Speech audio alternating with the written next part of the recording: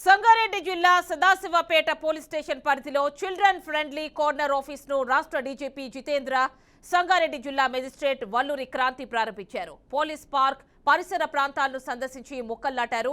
ప్రతి ఒక్కరూ మొక్కలు నాటాలని పిలుపునిచ్చారు.